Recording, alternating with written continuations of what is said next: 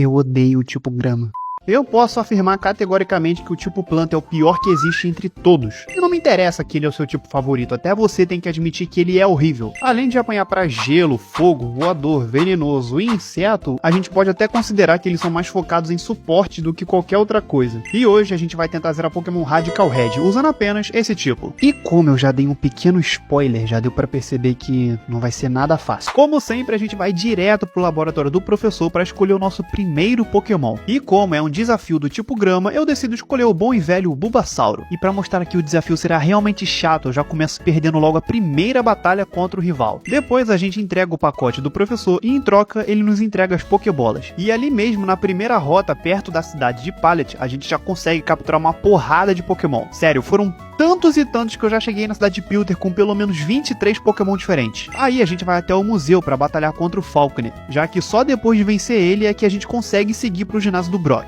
Primeiro eu coloquei o Lilip contra o Rufflet. Enquanto eu atacava com Acid, ele revidava com Rock Smash, que ainda diminuía a minha defesa. Quando meu fóssil cai, quem substitui é o Lombre, que consegue vencer usando a Aurora Beam. Depois ele envia o Flittle, então eu faço uma troca pelo Nuzleaf. Aí ele aumenta os status usando Calm Mind. Porém eu ainda consigo vencer usando Fake Out, combinado com o ataque Thief. E contra o Wattrel eu faço outra troca, dessa vez pro Snover. E usando um único Aurora Beam a gente encerra a batalha, derrubando o último pássaro do Falconer. Depois disso a gente segue até o ginásio para nossa luta contra o Brock. A primeira batalha foi Lombre contra o Geodude de Alola. Eu acerto ele primeiro usando Bubble e ele revida usando Rock Tomb para diminuir a minha velocidade. Aí era só acertar outro ataque e ele cairia. Porém ele resolve dar uma de Voltorb e se explode, levando meu primeiro Pokémon junto. A segunda luta foi o Applin contra o Varoom e foi bem equilibrado, porque ele já começa me envenenando usando Toxic. Então eu sigo atacando com Dragon Breath. No final desse rolê eu consigo derrubar ele primeiro. Porém meu dragão também caiu logo depois por conta do efeito do veneno. Aí eu coloco meu Deerling contra o Onix. Ele me acerta duas vezes com Bulldoze e Rock Tomb, mas com 2 Seed Bomb eu derrubo a Serpente de Pedra. E por último o Brock envia o Arkin, que acaba com meu Pokémon num único golpe. Então eu envio o Snover para finalizar a luta usando Aurora Beam e garantir a nossa primeira insígnia. Depois da vitória no primeiro ginásio, 3 Pokémon começam a evoluir. Primeiro Bulbasauro para Ivysaur, Hoppip para Skiploom e Bellsprout para Weepinbell. Aí a gente termina de atravessar o Monte Lua e finalmente chega à cidade de Cerulean. Antes da luta contra a Mish eu faço Badu evoluir para Rosélia e logo depois Skiploom também evolui para Jumpluff. E agora tá tudo pronto para a batalha no segundo ginásio. Primeiro foi Snover contra Frogadier. Aí ele já começa com Rock Tomb e eu contra-ataco usando Giga Drain. Ele me acerta mais uma vez, mas eu ainda fico de pé e derrubo ele com outro ataque. Contra o Clodsire eu prefiro atacar usando Ice Charge, já que eu perdi muita velocidade pelo Rock Tomb. Depois eu coloco o Skiddo e eu até consigo diminuir bastante a vida dele, mas ainda acabei perdendo quando ele me acertou o Poison Jab. E logo depois eu também perdi o Nuzleaf para outro Poison Jab. Então coloco o Ivysaur para derrubar ele usando Magical Leaf. Mas aí a Starmie também me derruba usando Psyshock. Lilip vai à luta e consegue drenar a vida da Estrela do Mar usando Giga Drain. Por fim ela chama o Floatzel, que tenta me vencer usando